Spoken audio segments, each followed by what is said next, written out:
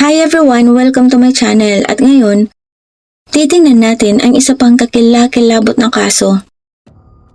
Ang matinding pagsiselos ay isang kakilakilabot na madalas na mapanirang pakiramdam at maaaring bumulag sa isang tao at magtulak sa kanya sa krimen.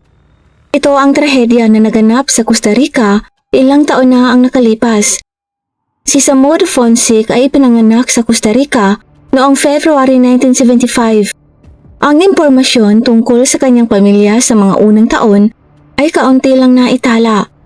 Lumaki si Samuel sa Cuba kung saan siya ay nakatira kasama ang kanyang ina na nagngangalang Sonia Fonseca. Si Samuel ay nag-aral sa isa sa mga lokal na paaralan. At kahit na noon pa man, ay ipinapakita na niya ang kanyang matigas at magkasalungat na ugali. Hindi niya pinapayagan ang anumang pagtanggi sa kanyang mga gusto at madalas niyang nakukuha ang lahat sa pamamagitan ng puwersa o panlilinlang. Ayon sa mga kwento ng mga lokal na residente, si Samuel ay kapansin-pansin sa kanyang hitsura at perpektong figure.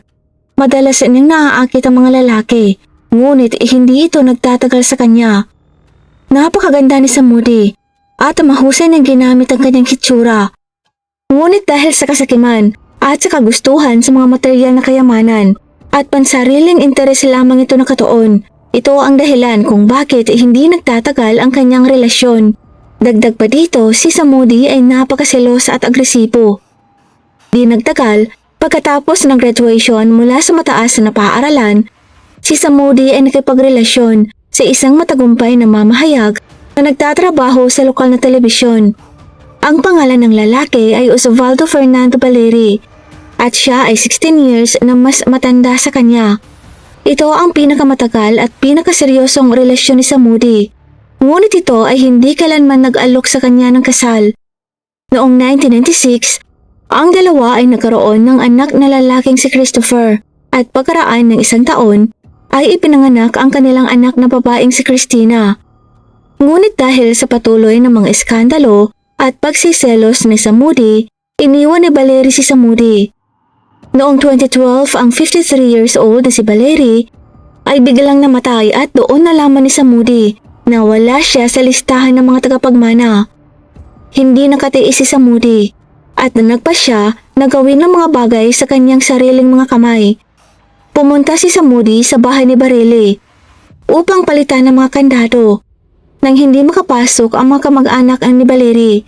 At bukod dito ay kinuha ni Samuel ang ilang mahalagang bagay na pag-aari ni Valeri. Ang mga miyembro ng pamilyang Valeri ay lubos na nagalit at agad na pumunta sa korte upang maparusahan si Samuel para sa pagnanakaw. Pinilit ng pulisya si Samuel na umalis sa bahay, kaya't hindi itinuloy ang mga kriminal na paglilitis laban sa kanya. Si Samuel ay nagkaroon ng maraming iba pang karelasyon. Isa na dito si Miguel Angel Perez, kung saan ang nagbigay sa kanya ng anak na babae, ang kanyang ikatlong anak na nagngangalang Maria. Ayon sa ilang mga ulat, opisyal na nakarehistro ang relasyon ito, ngunit nauwi sa diborsyo. Ang nakakagulat na katotohanan, ang lahat ng naging karelasyon ni Samuel ay misteryosong nawala o namatay sa hindi maipaliwanag na dahilan. Ngunit sa mahabang panahon sa ilang kadahilanan, walang nagbigay pansin dito. Kagaya ng nawala ang isa sa mga karelasyon ni Samuel at ayon sa mga kamag-anak, nangyari ito pagkatapos niyang magdesisyon na makipaghiwalay kay Samuel. Ang lalaki hanggang ngayon ay hindi pa natagpuan at marami ang nakakatiyak na si Samuel ay direktang nauugnay sa kasong ito. Ngunit wala silang anumang matibay na ebidensya para idiin si Samuel. Ang isa pang dating kasintahan ni Samuel na ang pangalan ay Jaco ay namatay ng biglaan matapos makipaghiwalay kay Samuel. Napatay si Jaco matapos holdapin at ang mga kriminal ay hindi kailanman nahuli na pinaghihinalaan nila na ito'y utos ni Samuel. Muling nag-isip ang lahat tungkol sa pagkakasangkot ni Samuel sa krimen. Ngunit walang nakitang matibay na ebidensya laban sa kanya. Gayunpaman, ang kanyang pinakatanyag na biktima ay si Gerardo Cruz. Si Cruz ay tubong Costa Rica at ipinanganak siya noong December 1992 sa lungsod ng San Jose. Ang kanyang sariling ama ay hindi niya nakita dahil ito ay umalis sa pamilya bago pa man si Gerardo pinanganak. Ang kanyang ina na si Ana Patricia ay nagpakasal sa isang lalaking nagngangalang Hermes Rodriguez na umampon kay Gerardo at nagpalaki sa kanya bilang isang tunay na anak. At pagkalipas ng ilang taon, nagkaroon si Gerardo ng isang nakababatang kapatid na babaeng si Melina. Ang pagkabata at kabataan ni Gerardo ay maaaring mailalarawan bilang isang mapayapa at malaya. Nag-aral siya sa isang pampublikong paaralan, mahilig sa motorsiklo at maagang nakilala ang kanyang tunay na pag-ibig sa isang babaeng nagngangalang Carol. Sa edad na 23 years old, si Gerardo kasama ang kanyang kapareha at ang kanilang anak na babae na 4 na taong gulang na si Genesis Cruz ay nanirahan sa bahay ng kanyang tiyahin at tiyuhin sa metropolitan suburb ng San Sebastian. Ang batang ama ay nagtrabaho sa isang lokal na panaderya upang maibigay sa kanyang pamilya ang lahat ng kailangan nila. Medyo masaya ang mag-asawa at hindi nagtagal ay nagkaanak ulit sila sa pangalawang pagkakataon. Noong tag-araw ng 2015, nakilala ni Gerardo si Samudi na paminsan-minsang namimili sa panaderya kung saan siya nagtatrabaho. Sa kabila ng halos 20 years na agwat sa edad, si Gerardo ay mabilis na nahulog sa isang magandang si Samudi at nagsimulang makipagkita dito ng palihim. Si Samudi mismo ay nagsimulang bumibisita sa panaderya halos araw-araw upang makita si Gerardo na hindi nakaligtas sa atensyon ng ibang mga empleyado. Bilang karagdagan, madalas nakasama ni Samudi ang kanyang panganay na anak na babaeng si Christina na 19 years old noong panahon na yon. Sa una, nagtagumpay si Gerardo na pagsabayin ang relasyon nila ni Samudi at ang kanyang pamilya na walang nakakaalam. Ngunit kalaunan, nagsimulang pinagyabang ni Gerardo sa kanyang mga kaibigan ang kanyang relasyon kay Samudi at kung gaano siya kaswerte dito dahil pinapaulanan siya nito ng mga regalo. Ang mga chismis ay mabilis na nakarating sa kanyang ina na sinubukang pagsabihan ng kanyang anak at kumbinsihin ito na iwanan ng kanyang kapit. Tumagal lamang ng ilang buwan ang relasyon ng dalawa at naputol noong October 2015 ng taong ding yun. Nang malaman ni Samudi na may buntis na asawa at anak na babae si Gerardo, galit na galit si Samudi. Sinimulan niyang tawagan at i-text si Carol na asawa ni Gerardo. Sinisiraan siya at pinagbantaan na papatayin si Gerardo kung hindi ito mapapa sa kanya. Nagawa ni Gerardo na humingi ng tawad sa kanyang asawa at panatilihing magkasama ang pamilya. At tungkol naman kay Samudi, hindi na siniseryoso ang banta nito sa paniniwalang mabilis itong magpapalamig at makakahanap ng bagong kasintahan. Hindi niya alam kung gaano ito katuso at mapaghiganti. Pagkatapos ng breakup nila ni Samudi, si Gerardo ay naging isang saksi ng isang insidente. Habang naglalakad ang binata sa isang downtown street, nakita niya ang isang matandang lalaki na nakasunod sa likod ng isang batang babae. Hawak ang kanyang telepono sa paraang nakaposisyon ng kamera sa ilalim ng kanyang miniskirt. Nagalit si Gerardo at inilabas niya rin ang kanyang telepono at nagsimulang mag-film kung ano ang nangyayari. Pagkatapos ay pinigilan ni Gerardo ang batang babae at sinabi sa kanya ang lahat at pinayuhan niya itong pumunta sa pulisya. Pagkatapos ay hinabol ni Gerardo ang lalaki na sinusubukang makuha ang kanyang mukha sa kamera. Humigit kumulang 2 minuto niya itong hinapol na nagtataka kung bakit niya ito ginawa. Ang pagkuha ng mga larawan ng underwear ng dalaga hanggang sa sumakay ang lalaki sa isang taxi at umalis. Noong gabi rin yun ay nagpost si Gerardo ng video na nilagay niya ang kanyang page at sa loob lamang ng isang gabi ay nag-viral ang video dahil mabilis na kinilala ng mga tao ang matandang lalaki bilang ang dating opisyal at isang empleyado ng Ministry of Finance na nagngangalang Luis Solmano Delgado. Hindi nagtagal ay nag-viral ang video sa social media at si Gerardo ay naging tanyagan na tao sa kanila. Halos araw-araw ay may panayam si Gerardo at naimbitahan siya sa mga programa sa telebisyon at radyo.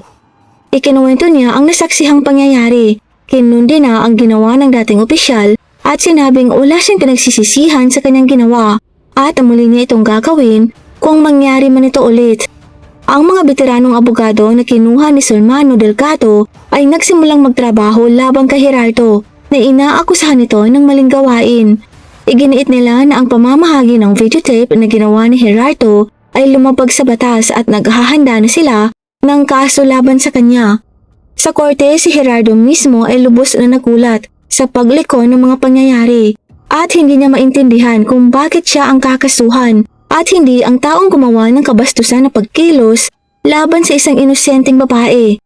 Ibinigay ni Gerardo ang kanyang huling panayam noong October 7 sa ere ng isa sa mga lokal na istasyon ng radyo. Natitiyak niyang tama siya at naniniwalang wala siyang dapat ikatakot.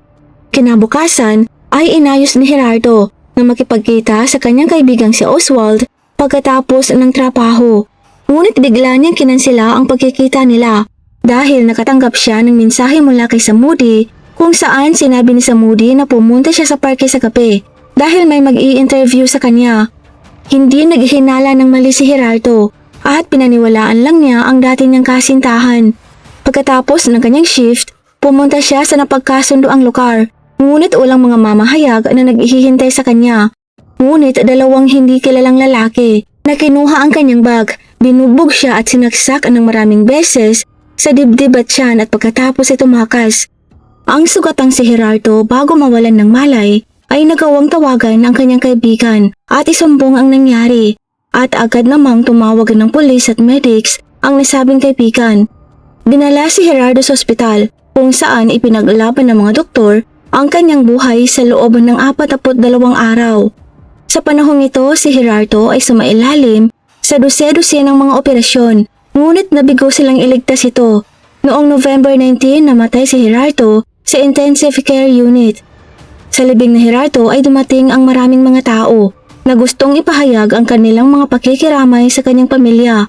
Lahat ay nagpahayag ng saloobin at umaasa na sana mabilis mahuli ng mga pulis ang mga kriminal at maparusahan.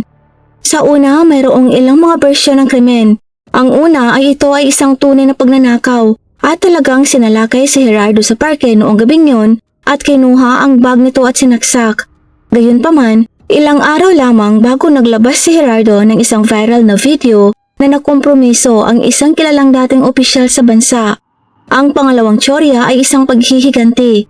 Hayagang sinabi at isinulat ng media na si Solmano Delgado ay maaaring kumuha ng mga hitmen para tapusin ang binata na sumira sa kanyang reputasyon.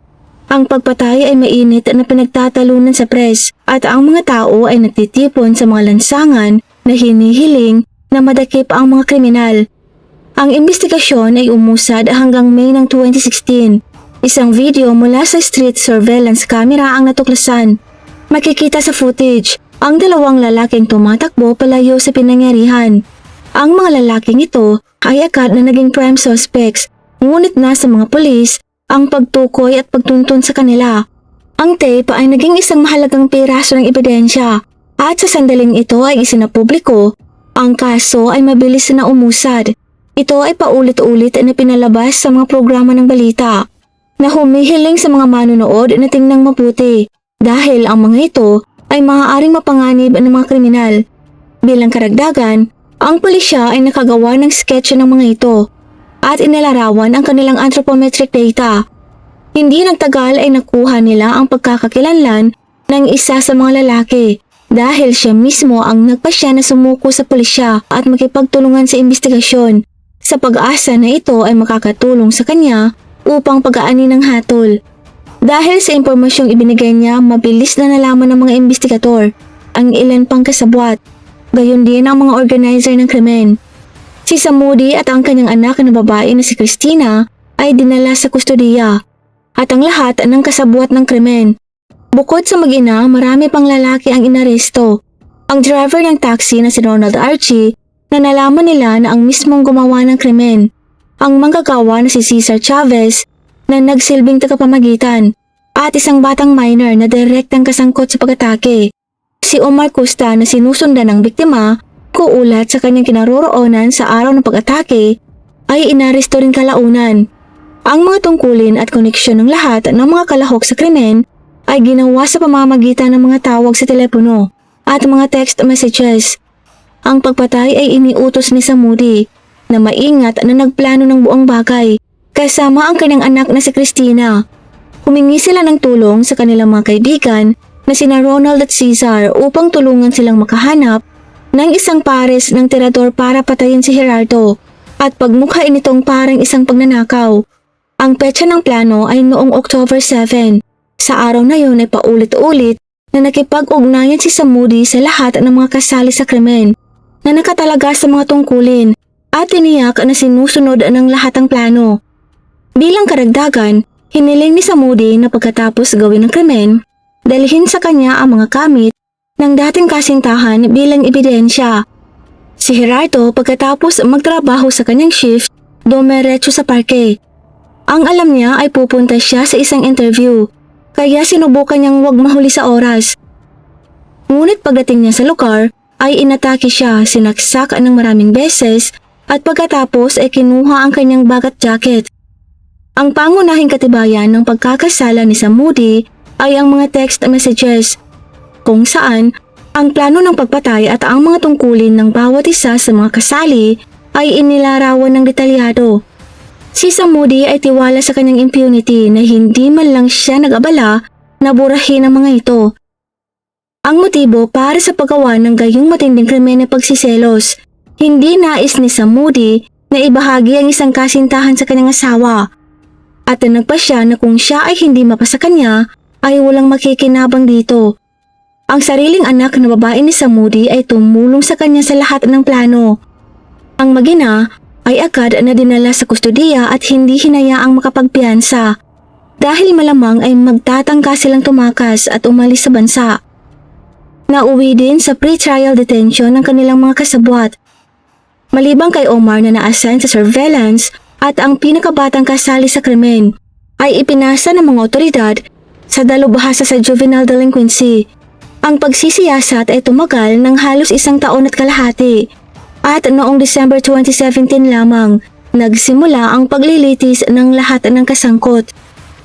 Napag-alaman din na matapos ilabas ang mismong CCTV footage na nakuna ng mga kriminal, nagkaroon ng nervous breakdown si Christine. Tumawag siya sa kanyang ina na umiiyak at malapit nang magtungo sa pulisya para umamin. Ngunit pinakalma ni Moody ang kanyang anak. Tinitiyak na hindi kailanman lalabas ang investigasyon sa kanila. Ang hatol ay hindi inihayag hanggang January 23, 2018.